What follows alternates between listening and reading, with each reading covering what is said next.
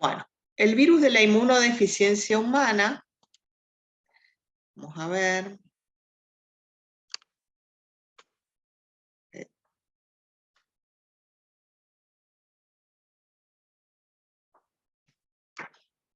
A ver, ¿por qué no me...?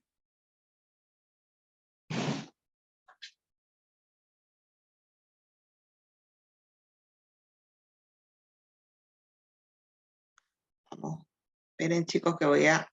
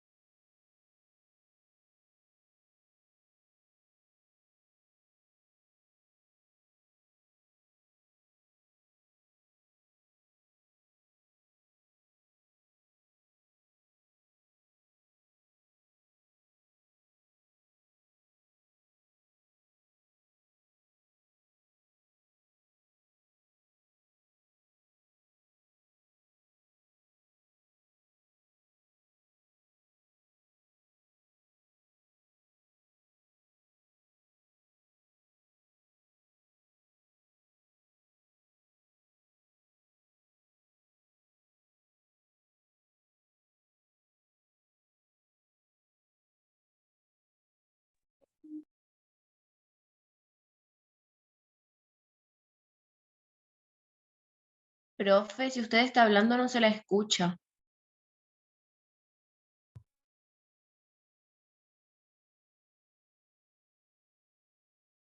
¿Ahora me escuchan? Sí, ahora sí. Sí, profe. Perfecto. Bueno, empezamos de vuelta. El virus del HIV es un virus que se descubrió al principio de los 80, ¿sí? 1983. Fue los primeros casos que aparecieron de una infección atípica por un microorganismo que se llama Pneumocystis carini. Este tipo de infección eran infecciones pulmonares en pacientes que aparentemente no tenían ningún otro tipo de enfermedad de base y era una infección atípica, ¿sí?, para los médicos. Recién en 1984, un equipo de investigación encabezado por el doctor Gallo descubrió un virus diferente estaba asociado a la familia de virus linfotrópicos, ¿sí? Y lo llamaron virus linfotrópico humano tipo 3. Y recién en 1985 llegaron a secuenciar el genoma de un nuevo virus, ¿sí? Y caracterizaron sus proteínas. Entonces, el descubrimiento del HIV remonta a 1985, ¿sí? ¿Qué particularidades tiene el origen de este virus? Al igual que el virus del SARS-CoV-2, del coronavirus, es un virus que tiene su origen en los animales. Se cree que este virus saltó en algún momento de su evolución, saltó de una especie de mono al ser humano, ¿sí? Este tipo de mutaciones y este tipo de salto de especies es bastante común en la biología de los virus. Fíjense que acá hay varias especies de simios que estuvieron involucrados y hay varios tipos de virus de HIV. Tenemos HIV tipo 2, el tipo 1 y un HIV que no es ni tipo 1 ni tipo 2. ¿Qué características comunes comparten estos tres virus? Son virus de la familia Retroviridae, ¿sí? Vamos a ver qué significa eso. Y el descubrimiento fue diferente. Fíjense que a partir de los 70 ya se detectó el virus HIV tipo 2 y recién en 1920 el tipo 0 y en 1900 a 1960 el tipo 1. En algún momento, en estos años, en algún momento hubo un salto de especie de estos virus y se acostumbraron y mutaron para ser infectivos en el ser humano. ¿Cuáles son las características de este virus? El virión es esférico, es envuelto y tiene una cápside proteica. Su genoma es de ARN monocatenario, tiene 2 hebras de ARN monocatenario, que tiene una particularidad, que este virus se debe copiar a ADN para poder multiplicarse y poder integrarse al genoma de la célula que infecta. La simetría de este virus es una simetría compleja, ¿sí? No es ni helicoidal ni icosaedrica. Vamos a ver después que tiene 2 cápsides y tiene la forma de un cono truncado. Tiene antígenos que se disponen en la envoltura y se acoplan de forma específica con las proteínas de las células huésped, o sea, de las células blancas. ¿Cuál es su principal célula blanco? La célula de los linfocitos T.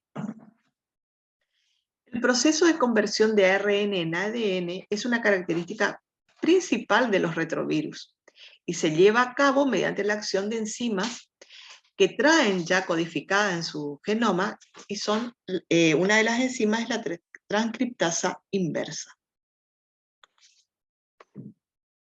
Acá vemos una figura, un esquema de cómo es la estructura de este virus. La familia, como dijimos hoy, la familia Retroviridae, y el género se llama lentivirus. Generalmente ese nombre se debe a que las infecciones de estos virus transcurren en forma muy lenta. Son virus que tienen una lenta evolución. La parte exterior, que es la envoltura, tiene la característica de que la toman de la célula que infecta. En la cubierta también están ancladas la glicoproteína 41, que es una glicoproteína transmembrana, que es importante, es un antígeno importante del virus, y conectada a la glicoproteína 41 está la GP120, que es otra glicoproteína que tiene la capacidad de unirse al receptor CD4 de los linfocitos T, para poder penetrar en ellos. En el núcleo vamos a tener una cápside que hoy les decía que tiene el aspecto de cono truncado, donde vamos a encontrar también proteínas que son antígenos importantes del virus, como la P24. P significa proteína.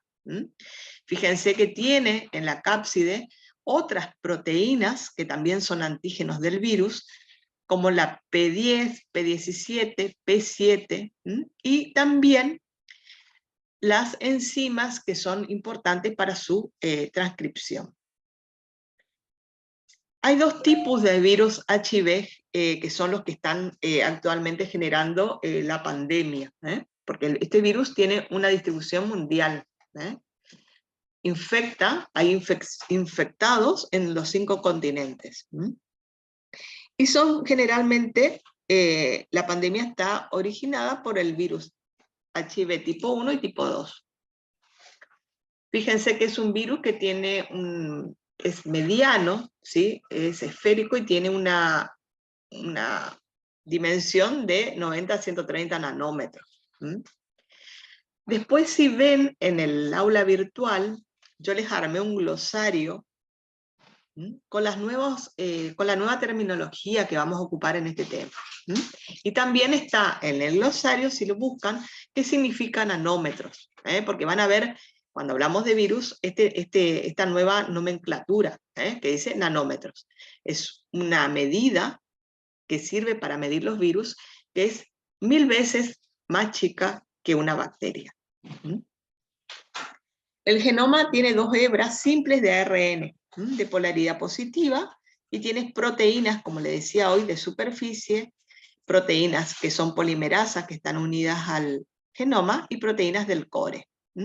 Todas estas proteínas son antígenos importantes del virus. Acá hay otro esquema, que también está muy lindo. Y este esquema, fíjense, que les muestra cómo tiene las dos cápsides. Tiene 2 cápsides de proteínas, una esférica y otra de cono truncado. El genoma del virus está compuesto por 3 genes.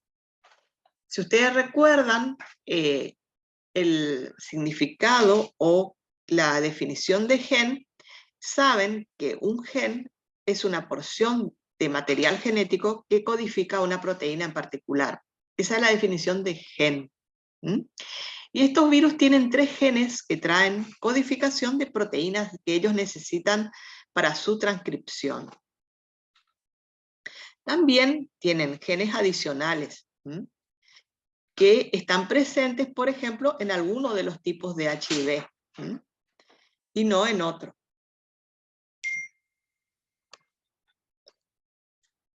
Hay genes que son estructurales, o sea que tienen con información genética para codificar proteínas estructurales del virus, como el gen GAP, el POL y el LEM. El GAP codifica proteínas de la matriz de la cápside y de la nucleocápside. El gen POL codifica proteasas, transcriptasa reversa e integrasas, todas las enzimas que necesitas para su transcripción. Y el gen M codifica todas las proteínas que van ancladas en la superficie, en la envoltura del virus, como la glicoproteína 120 y 41. En la bibliografía van a encontrar también como glicoproteína 160, pero la 160 es las 2 glicoproteínas, la GP 120 y 41, juntas. ¿Qué pasa con esta familia de lentivirus o de retrovirus?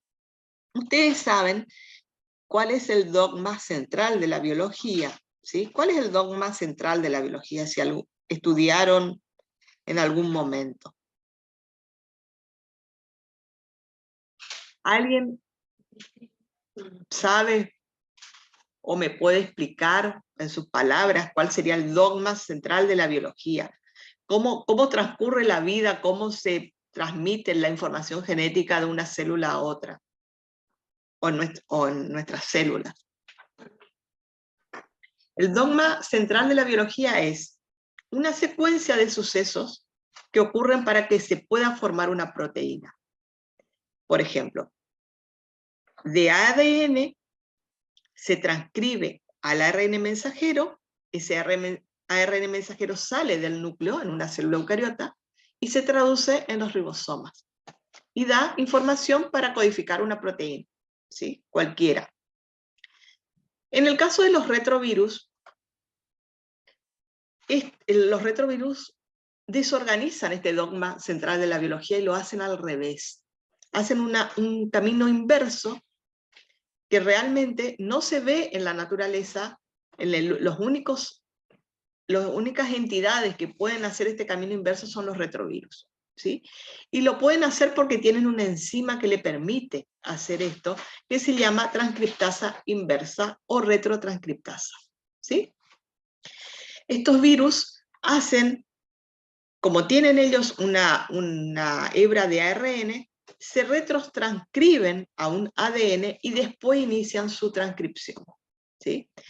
Presten atención a esto porque es una información importante y después esto se evalúa, ¿sí? Cualquier cosa me pueden preguntar. ¿Cuál es el ciclo de replicación de los virus? De los retrovirus y del HIV en particular. Dijimos que el virus del HIV invade esencialmente los linfocitos TCD4, pero también puede infectar otras células de la inmunidad, como los monocitos, los macrófagos, las células dendríticas, las células de Langerhans y células de la microglea del cerebro. Todas estas células pueden estar infectadas por virus HIV en un paciente que padece la enfermedad. Y la replicación viral tiene lugar en los tejidos que conforman estas células, ganglios linfáticos, cerebro, timo, entre otros. Los órganos linfoides, sobre todo los ganglios linfáticos, constituyen el principal centro de replicación de estos virus. Y también estos viriones pueden estar presentes en diversos líquidos del organismo, como la sangre y las secreciones genitales. ¿Cómo ingresa el virus a la célula que va a infectar?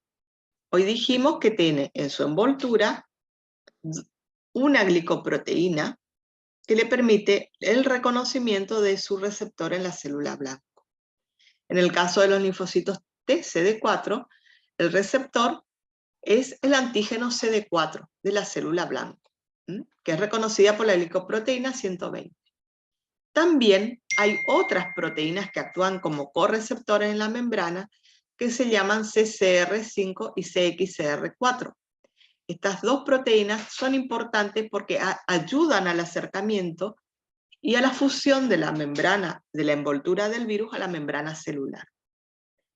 Una vez que el virus fusiona su membrana con la membrana de la célula que va a infectar, se produce la inyección del material genético del virus dentro de la célula.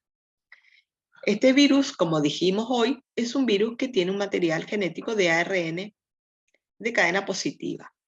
Si seguimos la lógica de los otros virus, de todos los virus, este virus se debería replicar en el citoplasma, como todos los virus ARN, ¿sí?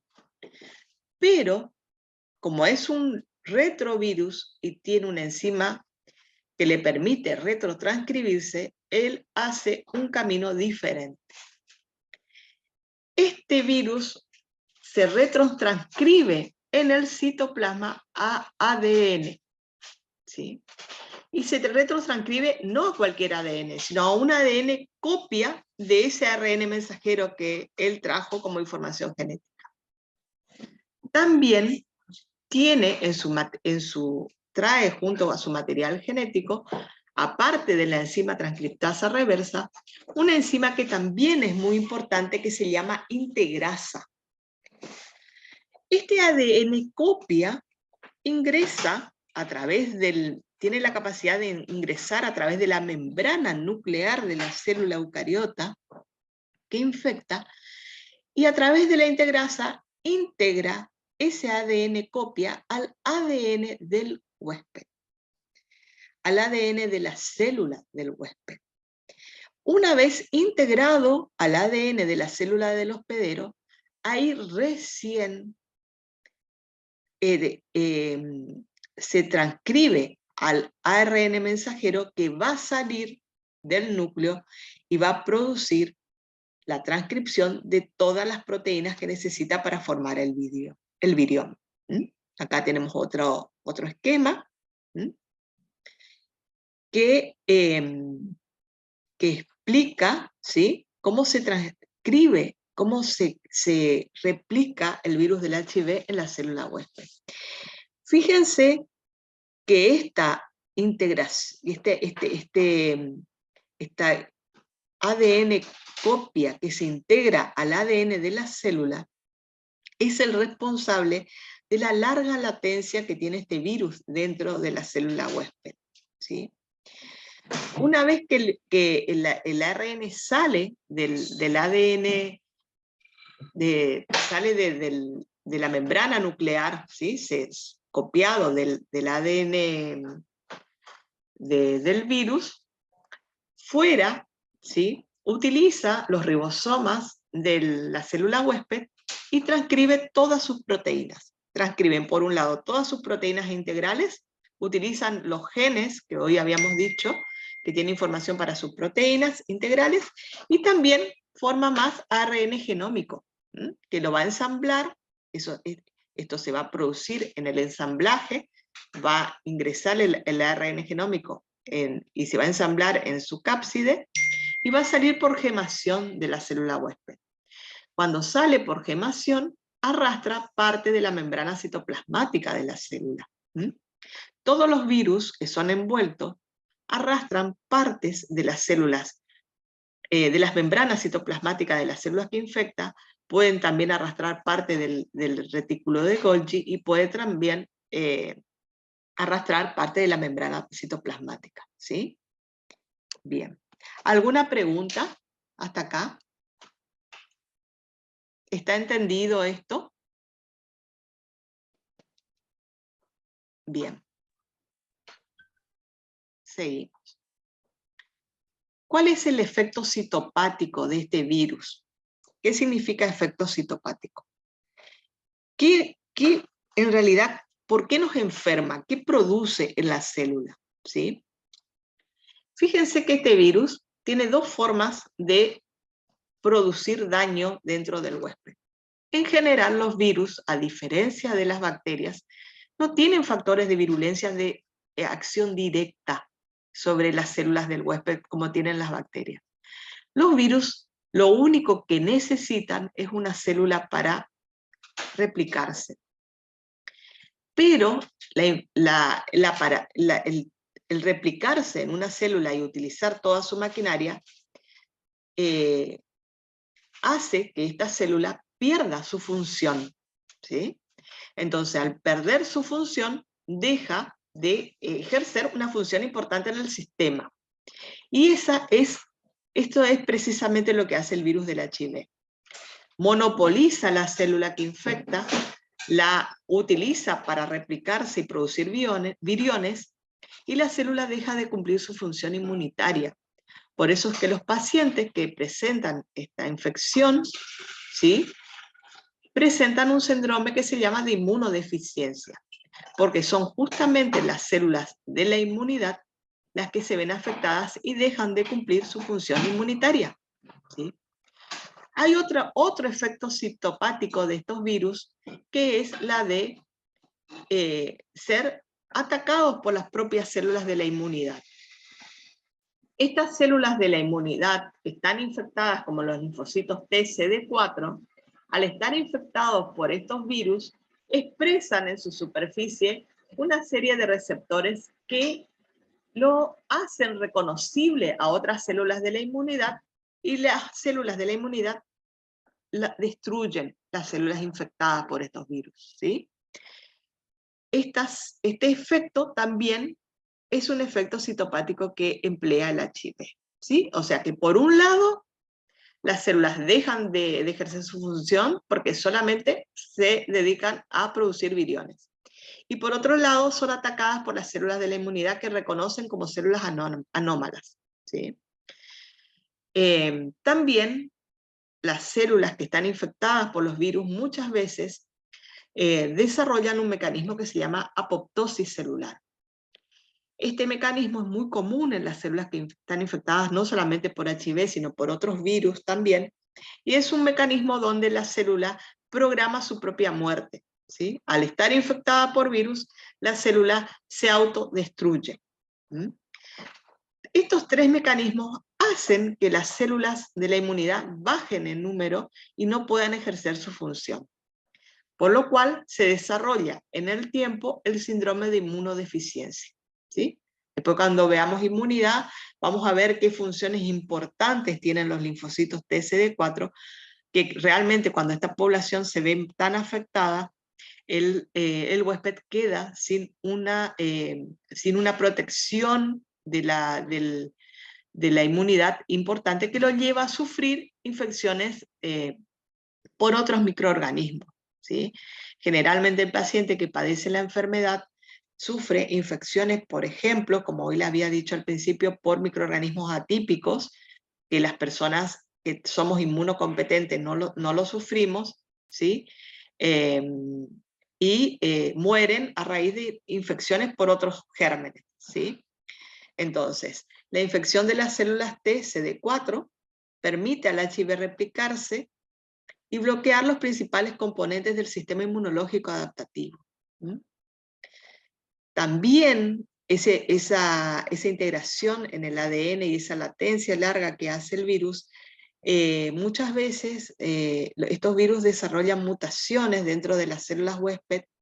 Son virus que se replican en forma muy rápida. Entonces, en esas replicaciones generalmente cometen errores que se traducen en mutaciones. Pero esas mutaciones lo que hacen es todo el tiempo ir engañando al sistema inmunológico y hace prácticamente imposible que el sistema inmune pueda eliminar a estos virus una vez que ingresan al huésped. ¿Dónde se encuentra el HIV? ¿Sí? Vamos a ver en qué lugares encontramos, en qué células encontramos al HIV, para ver después cuáles son sus mecanismos de transmisión. El HIV se lo encuentra principalmente en la sangre, en el líquido preseminal y en el semen de los pacientes infectados, en los fluidos vaginales y en la leche materna, ¿sí? Esos son los principales fluidos que contienen viriones infectantes de HIV. También en saliva con sangre, ¿sí? La saliva sin sangre no es un fluido que revista riesgo en el HIV, pero sí la saliva con sangre. El HIV se transmite a través del contacto con estos fluidos, con las mucosas o el torrente sanguíneo, o de otra persona. Las vías de transmisión comprobadas son pocas y bien definidas. Una es la vía sexual, donde este virus se puede transmitir por heridas microscópicas de las mucosas, por vía parenteral, por el contacto con sangre a través de jeringas o el uso de cualquier otro elemento cortante o punzante. Y otra forma es la vía vertical, o perinatal, que es la transmisión de madre a hijo, que se puede dar durante el parto o durante la lactancia. Esta vía de transmisión ocurre si la madre no es tratada por el virus del HIV, ¿sí? Si la madre es tratada, esta vía es prácticamente, este riesgo es prácticamente nulo, Y también se planifica una cesárea especial para que el niño no tenga contacto con los fluidos de la madre, ¿sí? ¿Qué prácticas no transmite el HIV? O sea, porque tan importante como saber de qué manera se transmite es saber cómo no se transmite el HIV. Por ejemplo, en relaciones sexuales con preservativo, a través de un estornudo, las picaduras de insectos no transmiten el HIV, compartir vajilla, la saliva sola sin sangre, las lágrimas, el sudor, no se transmite a través del aire ni del agua. Tampoco los alimentos son vehículos de transmisión. Tampoco las transfusiones de sangre deberían ser un problema para este virus, ya que la Ley Nacional de Sangre exige el control de toda la sangre que se va a transfundir y todo procedimiento que incluya riesgo de corte o punción debe ser efectuado con material descartable. Entonces, estas vías no revisten importancia en la transmisión, salvo cuando hay una situación de riesgo como un accidente de cortes o heridas en una práctica. Si son prácticas programadas, se usa material descartable. Bueno, esto es para ver un poco de estadística. Esta estadística, por supuesto, tiene sus años. Fíjense que es del 2019. Se cree que hay aproximadamente 139.000 personas que viven con HIV en la Argentina. El 17% de estas personas desconoce su diagnóstico. El 36% se diagnosticaron en una etapa avanzada de la enfermedad. Y se cree que aproximadamente entre 5.800 y 6.000 personas por año se diagnostican, se notifican nuevos casos de HIV.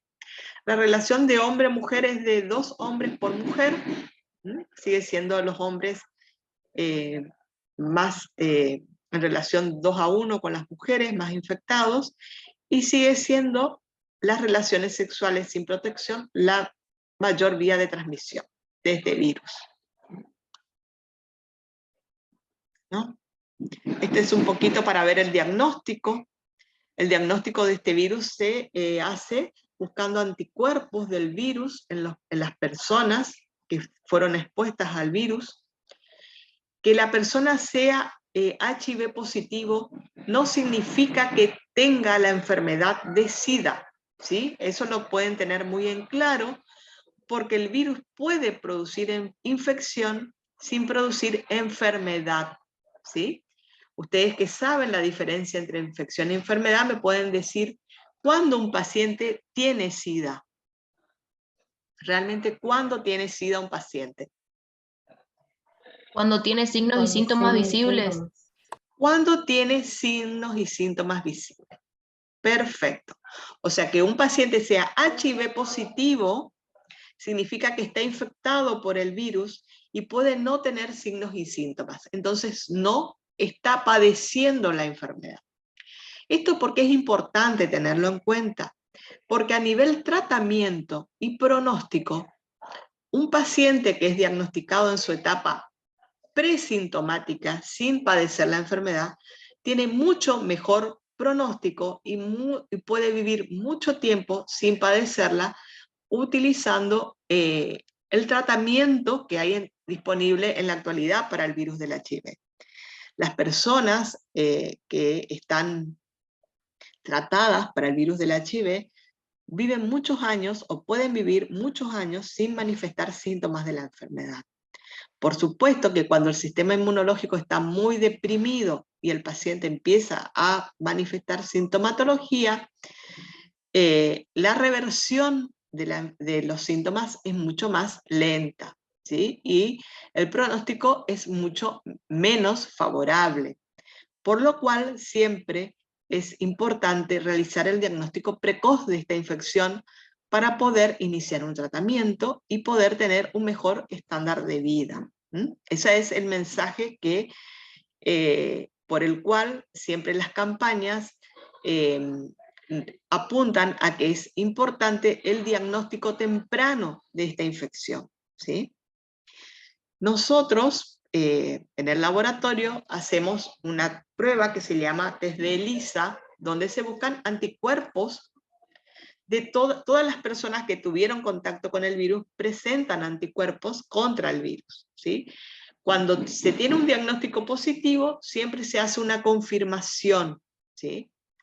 Nunca un solo test es diagnóstico de una infección por HIV. Siempre se busca una confirmación con una prueba más específica y más sensible que se llama carga viral. Y en la carga viral ya no se buscan anticuerpos, sino directamente se busca la presencia del virus. Si la carga viral es positiva, el diagnóstico es 100% seguro de que hay infección por el virus del HIV. ¿Sí? Nosotros acá en la facultad tenemos unos test rápidos, que son unos test de ELISA en cromatografía en fase sólida, se llama, que tienen la misma lógica de funcionamiento que un test de embarazo, ¿sí?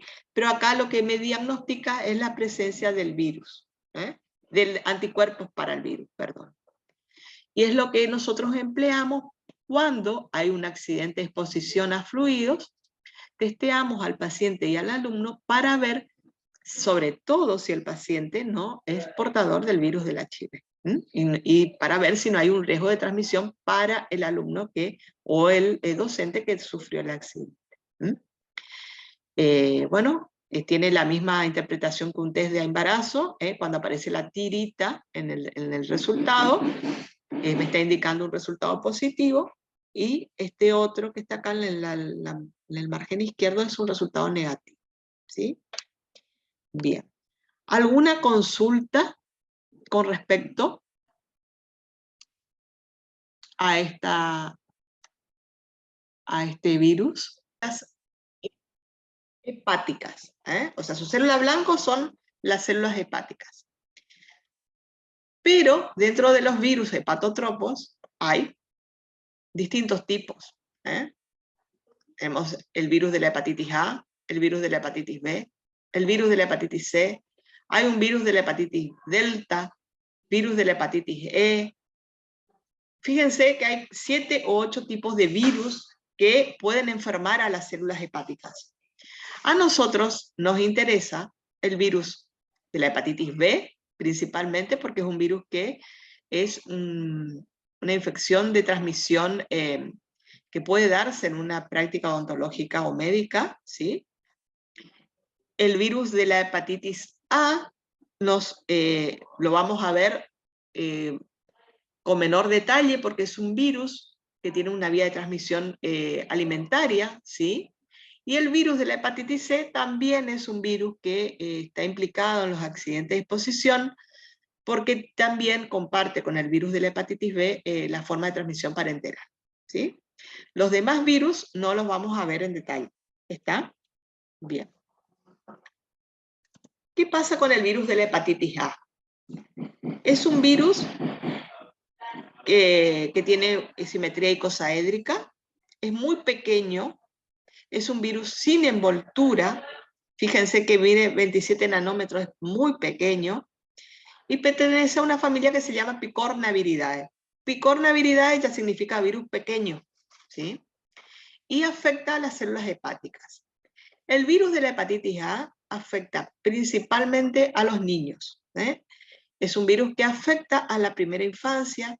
Su vía de transmisión es a través de las aguas de consumo o de los alimentos, y es una de las enfermedades que se da en la infancia, en los colegios, en los clubes.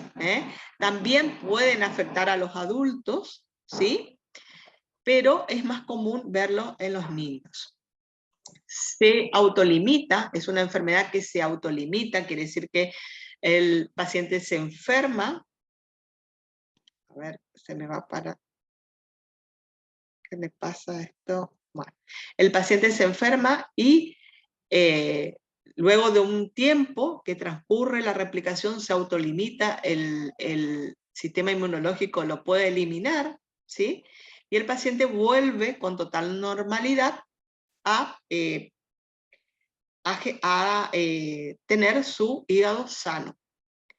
¿Qué pasa? Doctora, Sí, lo que quiere decir que el de la hepatitis A no se vuelve crónico como como el B y el exacto, C para el exacto, hígado. exacto. Es un virus que se replica y se autolimita la infección y se termina. Hay un pequeño porcentaje de pacientes que pueden llegar a manifestar una enfermedad crónica y pueden llegar a perder la función hepática. ¿De qué depende? Depende de muchas cosas. Principalmente depende de la característica del virus, del genotipo del virus, y depende del estado inmunológico del paciente, ¿sí? Pero es un virus que en el 90% de los casos se autolimita. Entonces, es un virus que no tiene envoltura, es un virus desnudo, y eso tiene importancia porque los virus que no tienen envoltura son más resistentes a los desinfectantes. Justamente porque los desinfectantes lo que hacen es desorganizar la envoltura y con ello pierden infectividad, En cambio, desorganizar una estructura proteica como la cápside es más difícil para los desinfectantes, ¿sí? Esto es para tenerlo en cuenta. La célula blanco, como dijimos hoy, es el hepatocito, ¿sí? Y su transmisión es a través de la ingesta. Fíjense que acá dice transmisión fecal oral. ¿Por qué? Porque los pacientes que están infectados con este virus van a constituir el reservorio del virus y lo eliminan a través de la materia fecal. Todo lo que se contamine con la materia fecal de un paciente infectado, que pueden ser aguas de consumo en los lugares donde no hay agua potable, y se pueda contaminar con las napas de agua, o también algún operador que manipule alimentos y esté infectado con el virus, puede contaminar estos alimentos con el virus y la persona que ingiere se puede contagiar de esta manera, ¿sí? Entonces, es un virus que tiene ARN como material genético, entonces se va a transcribir y a ensamblar íntegramente en el citoplasma, ¿sí? Bien. ¿Cuáles son los efectos sobre la salud humana de este virus? Es muy contagioso. Eso quiere decir que se necesita poco inóculo del virus para poder contagiarse. Se transmite por ingestión, ¿sí? Hasta el 90% de los casos, sobre todo en niños, el daño hepático es escaso o nulo, ¿sí? En algunos pacientes, el único síntoma que se puede observar es la ictericia. ¿Ustedes saben lo que es la ictericia? ¿Alguien tuvo alguna vez hepatitis o tuvo algún familiar? Sí, ¿Alguien? Es un color amarillento que adquiere la piel y los ojos, eso es la ictericia. Bien, ¿sí? Entonces, en algunos casos, ese es el primer síntoma que se visualiza, que se hace visible. Y significa que el hígado está inflamado y no puede eliminar correctamente la bilis. Entonces, esa bilis que debería eliminarse por materia fecal, impregna los tejidos. Entonces el paciente se pone amarillo. ¿Cuáles son, cuál es la prevalencia de esta enfermedad? Esta enfermedad es cosmopolita, o sea, hay en todo el mundo y hay en zonas donde las condiciones sanitarias son más deficientes, hay mayor transmisión. Hoy en día hay vacuna para la hepatitis A y a los niños hasta el año de vida, a los niños que tienen un año de vida, se pueden vacunar contra la hepatitis A y no padecer la hepatitis A. Porque como bien yo les decía hoy, es una hepatitis que si bien es cierto, es benigna, hay en algunos pocos casos donde puede transformarse en una hepatitis crónica y puede llevar a la inutilidad del hígado, ¿sí? El paciente puede llegar a perder la función hepática. Ustedes saben que el hígado es un órgano noble, cuando deja de funcionar realmente el paciente corre riesgo de vida. Bien, entonces, ¿cuál es la patogenia de este virus? ¿Sí? El virus cuando se ingiere puede pasar una parte a circulación sanguínea y de ahí va a los enterocitos, infecta las células del hígado y en algunos casos la inflamación que se produce en el hígado puede llegar a generar una insuficiencia hepática, ¿sí? Bien. Acá está la vacuna, hay una única dosis, con una única dosis el paciente queda protegido para este virus, y se aplica en forma intramuscular. A partir de los 12 meses, los niños se pueden vacunar. ¿Qué significa esto? ¿Que yo no me puedo vacunar porque ya no tengo 12 meses? No. Cualquier paciente se puede vacunar contra la hepatitis A. Lo que pasa es que el calendario gratuito de vacunación contempla a los niños de 1 año. ¿Sí? O sea, cualquier persona que vaya a viajar a algún lugar donde esta enfermedad sea muy prevalente porque no hay agua potable o porque las condiciones sanitarias no sean las adecuadas, se puede vacunar y estar protegido contra esta enfermedad. ¿Sí? Esta enfermedad, para los que ya padecieron en la infancia, otorga una inmunidad de por vida, ¿sí? Lo que quiere decir que el paciente que padeció ya en la infancia la hepatitis A no la va a volver a tener. ¿Mm? Por lo menos por ese virus. ¿Está? Bien. ¿Qué pasa con el virus de la hepatitis B? ¿Alguna pregunta con respecto a esto?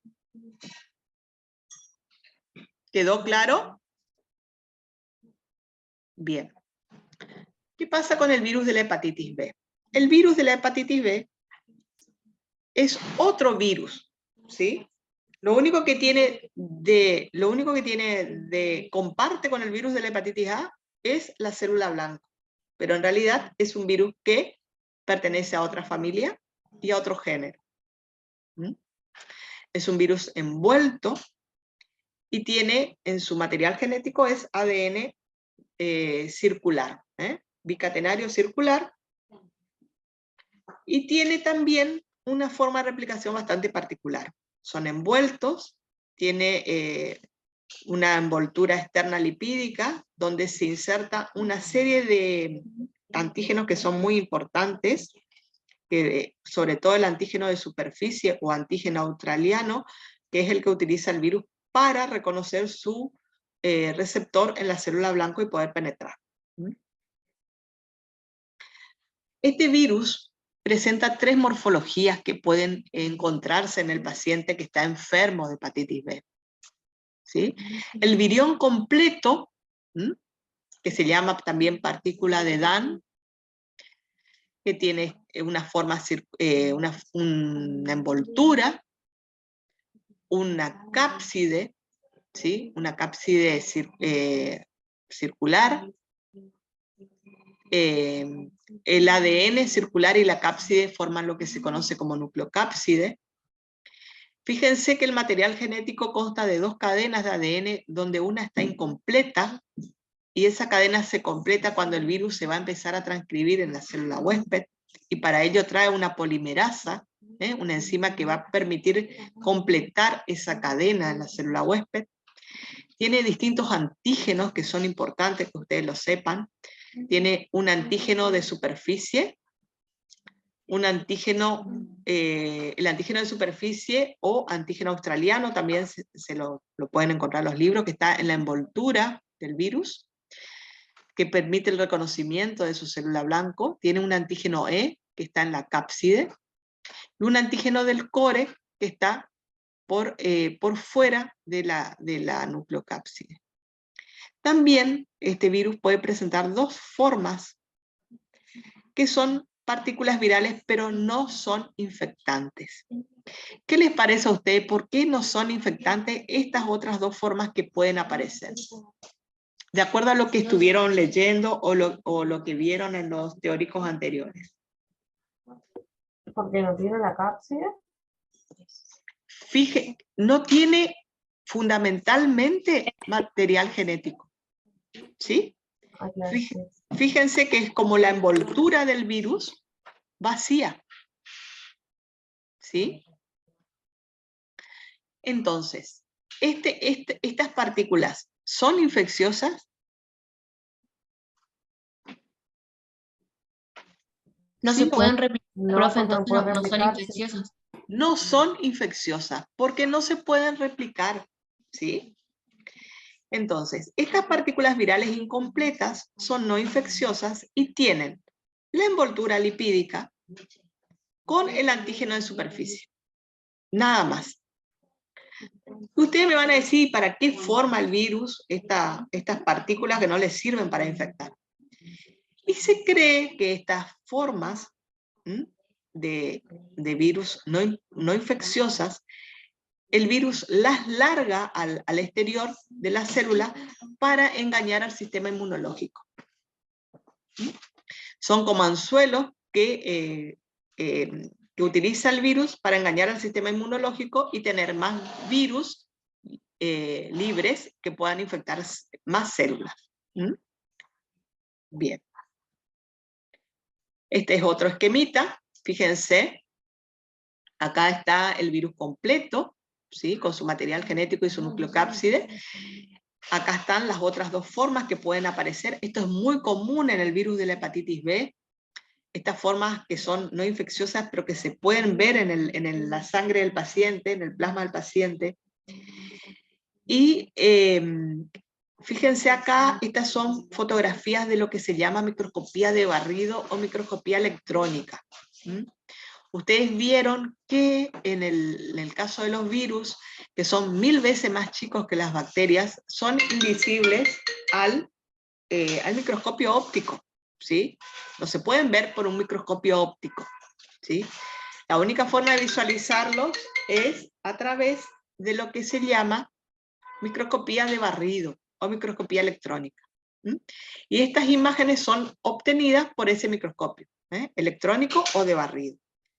Fíjense cómo en estas, que es la partícula entera, se ve incluso la nucleocápside adentro, ¿sí? Estas otras dos formas el virus la produce en gran cantidad en el suero del paciente, ¿sí? Y lo único que tiene es la envoltura lipídica vacía y el antígeno de superficie. Fíjense que el antígeno de superficie, si ustedes lo observan, está formado por 3 partes. Por eso van a encontrar como pre-S1, pre-S2 y S, pero en realidad los 3 forman el antígeno de superficie, ¿sí? El antígeno de core, ¿sí? El antígeno de core, que lo van a ver acá adentro en el core, también es un antígeno importante porque es el que me voy a buscar cuando yo quiero saber si un paciente está enfermo o no con de este virus. Los anticuerpos que se forman contra el antígeno de core son los que me dan el test positivo para ver si el paciente está enfermo o no. ¿Sí? Bien. Estos temas de antígenos virales y anticuerpos lo vamos a volver a retomar cuando demos sistema inmunológico y vacunas, ¿sí? O sea que este tema, que ustedes acá lo van a ver así como aislado y les va a costar un poquito entenderlo, lo van a integrar cuando demos inmunidad y vacunas, ¿sí? ¿Qué les quiero decir? Que este tema cuando termine no lo cierren porque estos conocimientos vamos a seguir utilizando, ¿sí? En los temas que siguen. Bien. Este virus también tiene genes particulares. Tienen un gen S que va a codificar a la partícula viral que va a ser el antígeno de superficie, un gen del core que va a codificar los antígenos del core, un gen que codifica la polimerasa que él necesita para completar su ADN circular que está incompleto, y un gen X.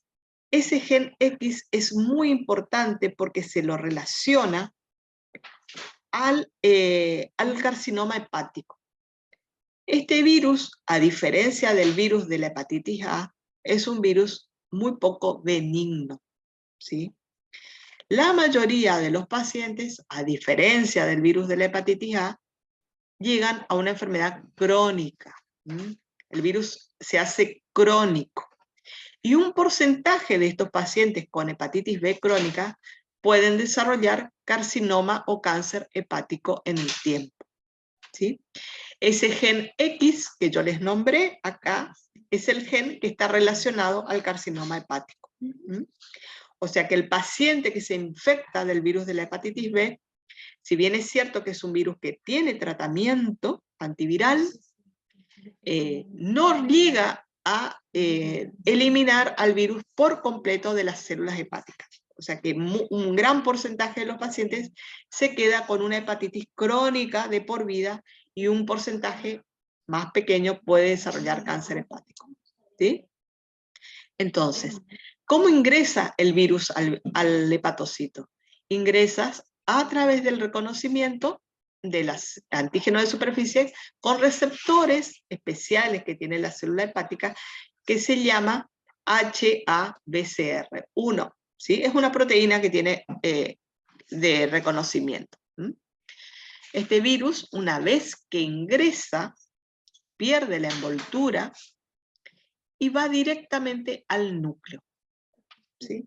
En el núcleo completa el ADN circular, porque lo trae incompleto y lo trae con una polimerasa que le permite copiar este pedacito que falta, ¿sí?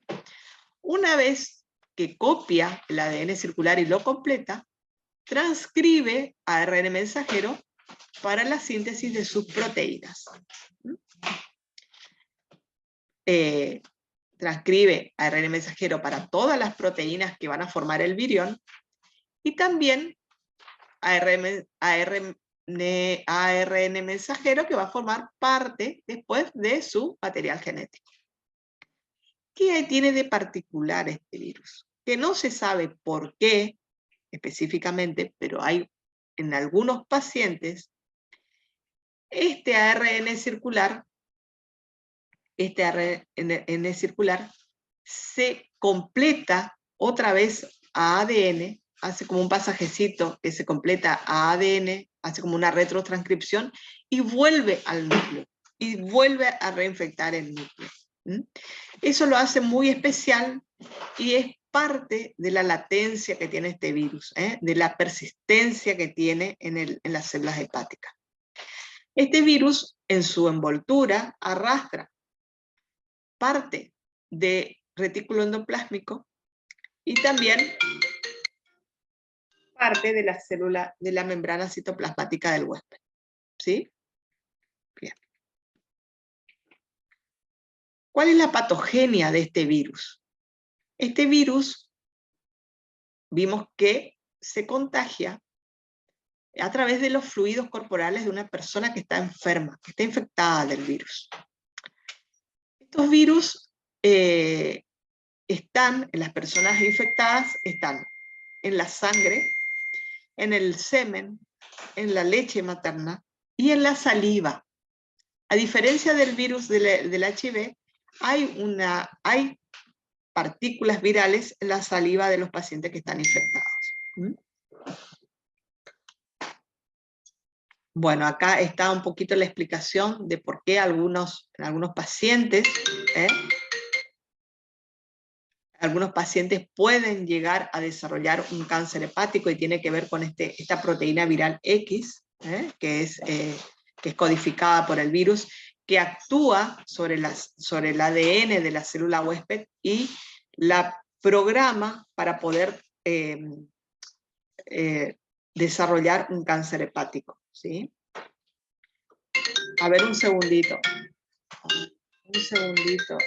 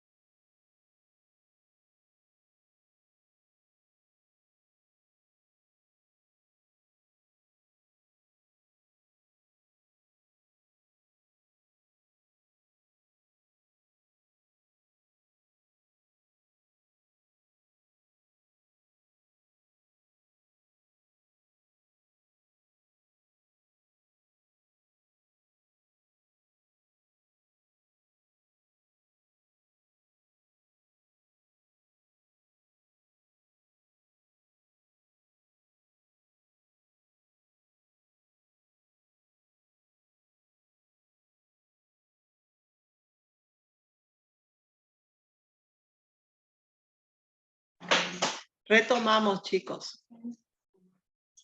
Entonces, ¿qué es importante que tienen que saber de este virus? Este es un virus que tiene mucha estabilidad ante los desinfectantes. ¿Mm? El virus de la hepatitis B es muy infeccioso porque realmente es un virus que da muchos dolores de cabeza cuando hablamos de desinfección. Fíjense que tiene una estabilidad, puede permanecer a menos 20 grados durante más de 20 años, ¿m? Y es estable ante el congelamiento y descongelamiento repetidos. Esto quiere decir que yo puedo guardar este virus a menos 20 grados y lo puedo después puedo infectar células sin ningún problema, ¿sí? Es estable a una temperatura de 37 grados durante 60 minutos y se mantiene viable después de desecarse y almacenarse a 25 grados durante una semana.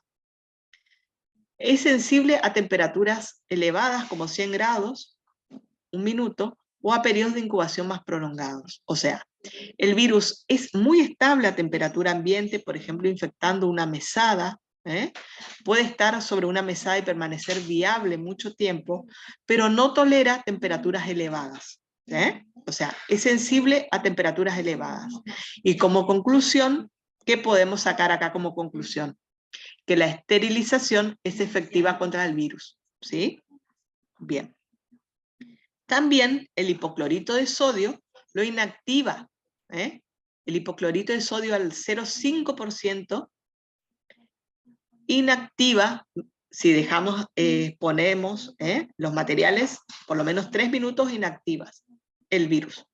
Ahora, si hay derrames de sangre o de suero de pacientes infectados, hay que usar concentraciones más altas de hipoclorito, por lo menos al 5%, para que inactive el virus. ¿Sí?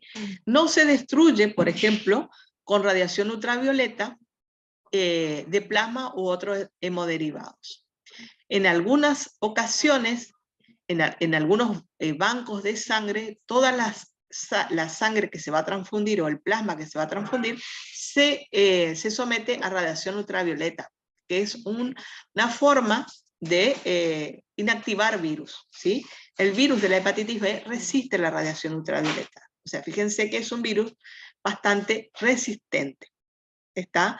Pero sí se elimina con hipoclorito y con elevadas temperaturas. O sea, con la esterilización estamos asegurándonos de eliminarlo del instrumental, inactivarlo.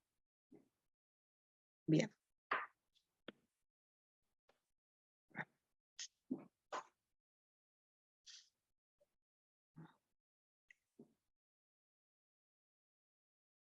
Bien.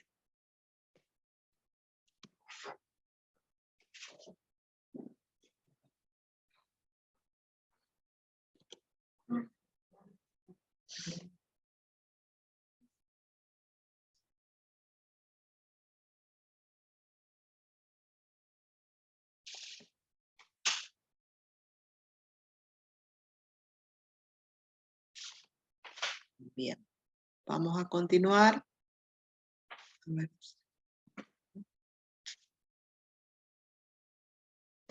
Entonces, ¿qué partículas virales podemos encontrar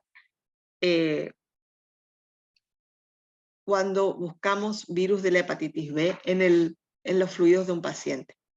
La partícula de Dan, que es la partícula del virus completa, ¿sí? Con envoltura, nucleocápside, y es la partícula que está preparada para poder infectar otras células. Y después las otras partículas esféricas o filamentosas que no son infecciosas porque no tienen material genético, ¿sí? Bien.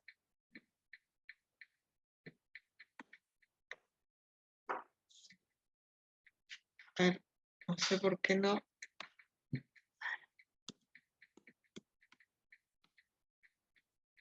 Bien.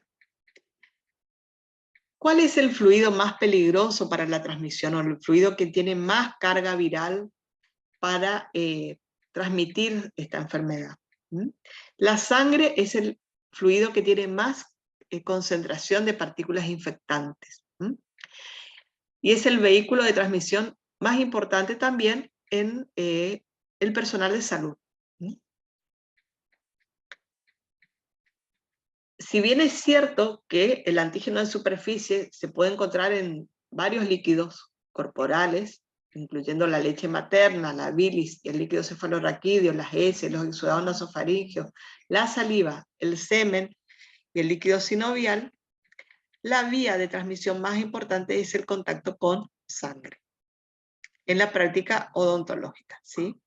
Y comparte con el virus del HIV la vía de transmisión, ¿eh? Se transmite por vía sexual, porque el semen tiene viriones, por vía parenteral y por vía vertical, o sea que hay una transmisión también de madre a hijo, o sea, tanto el HIV como el virus de la hepatitis B comparten las mismas vías de transmisión.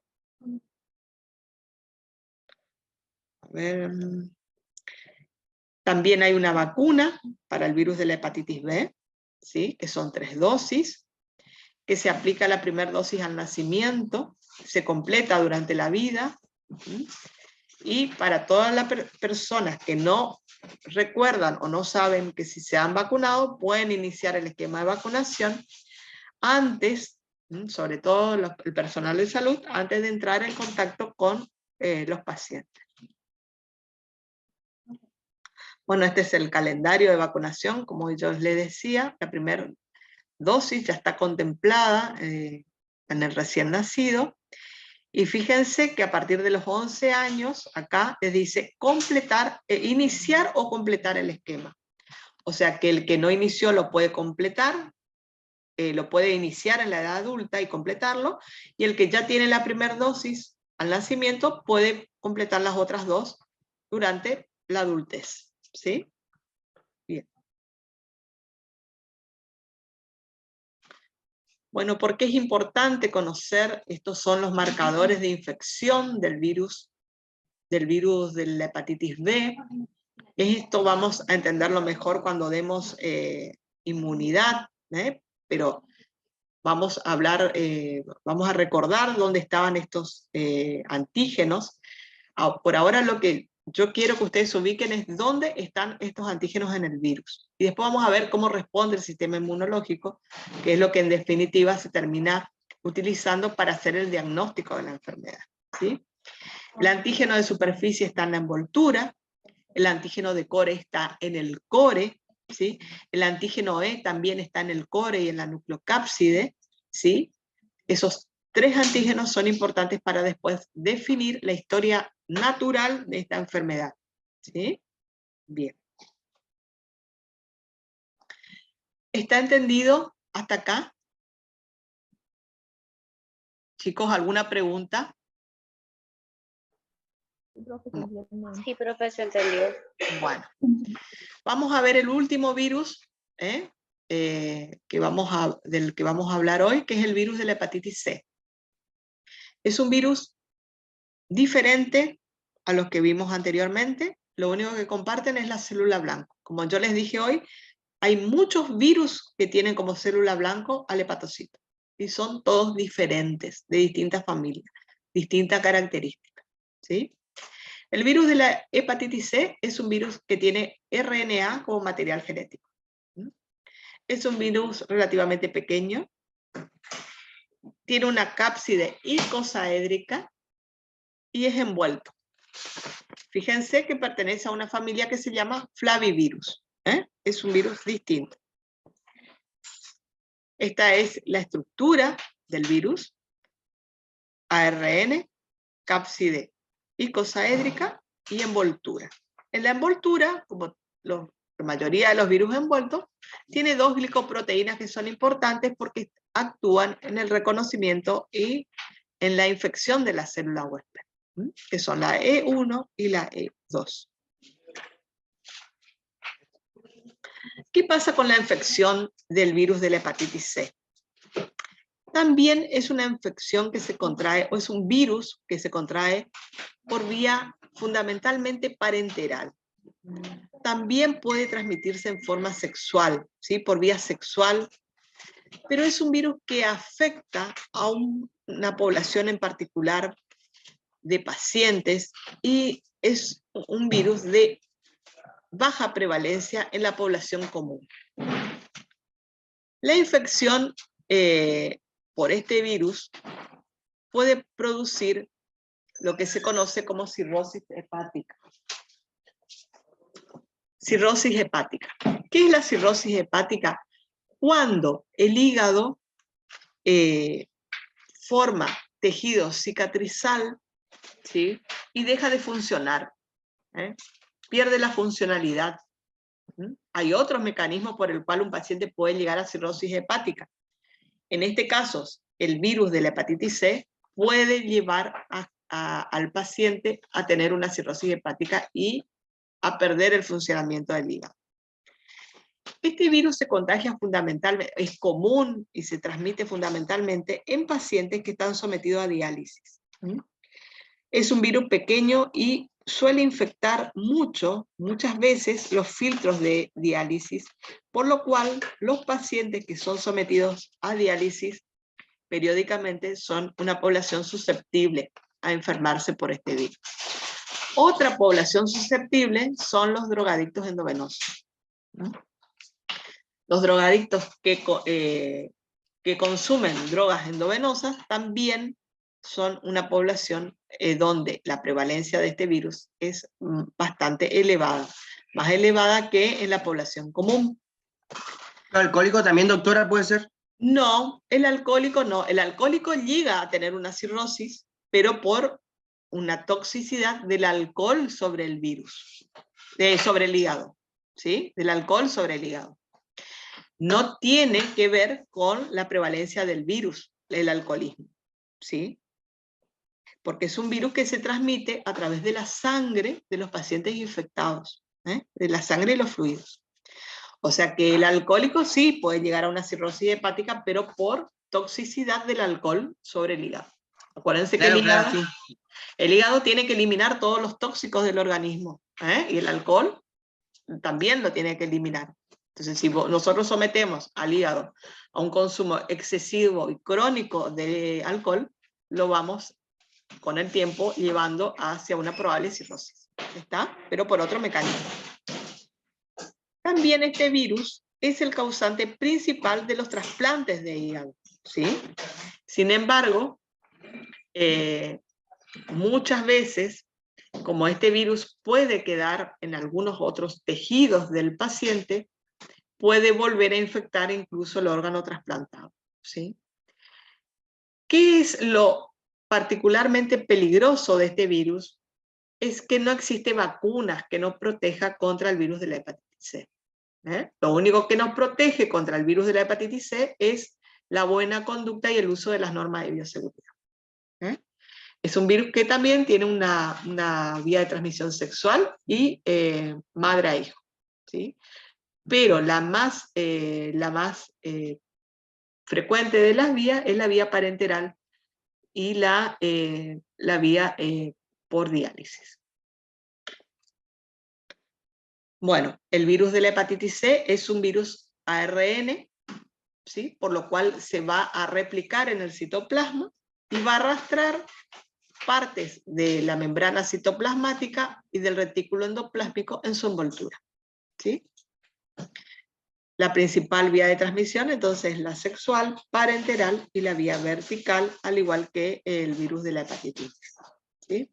Es un virus que que reviste importancia a la práctica odontológica y sí reviste importancia, sobre todo recuerden que hay poblaciones más vulnerables de estar enfermos con este virus. Entonces, si ustedes en algún momento van a trabajar con este tipo de pacientes, pacientes que drogadictos endovenosos o politransfundidos o pacientes dializados, tengan en cuenta que es una población donde la prevalencia de este virus es mayor a la población normal. Entonces, en estos casos, sí puede revestir un problema de transmisión cruzada al momento de sufrir un accidente de exposición, ¿sí? Bien. ¿Hay tratamiento contra este virus? Sí, hay tratamientos que se han probado. Se ha tratado con interferón, que es una droga que se utiliza también para la hepatitis B, pero es un virus de difícil eliminación y tiende a la cronicidad. Bien. ¿Alguna pregunta, chicos, con respecto a este tema?